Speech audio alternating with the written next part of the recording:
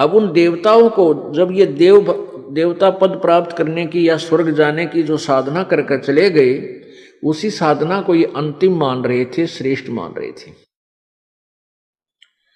तो वहां जाने के बाद फिर इनको याद आता है कि वेदों में लिखा है, क्योंकि जिन ऋषि महर्षियों ने वेदों अनुसार साधना की और वो कहां गए, ब्रह्मलोक में, ब्रह्म की पूजा करने वाले ब्रह्मलोक में जाते हैं। और गीता जी अध्याय नंबर 8 के श्लोक नंबर 16 में लिखा है कि ब्रह्मलोक पर्यंत भी सभी आवागमन में है, जन्म और मृत्यु के अंदर है।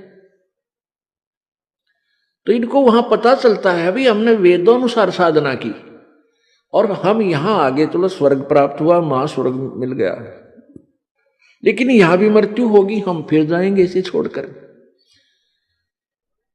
तो वहां क्या इनकी आपस में कैसी चर्चाएं चलती हैं देवताओं की।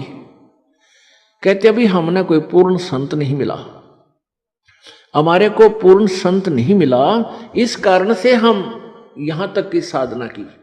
तो वह आपस में चर्चा करते हैं भी पूर्ण संत और कौन होता है, कैसा होता है।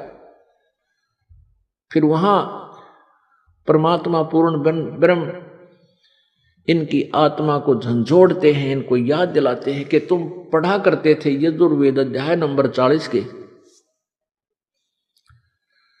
और श्लोक नंबर 10 से लेकर 13 तक।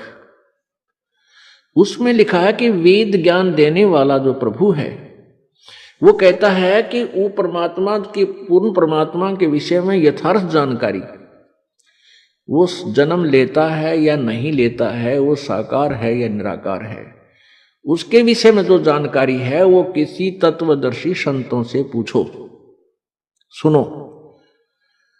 तो वो तत्वदर्शी संत का ज्ञान उन वेदों से भिन्न है, इससे सिद्ध है।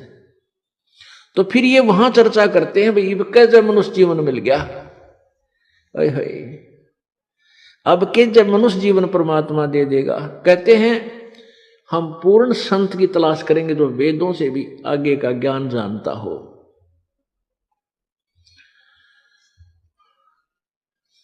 अब परमात्मा अपनी सच्चिदानंद घन की वाणी में 5वें वेद में कहते हैं इस देही को देवालोचन तू नर क्यों उकलाता।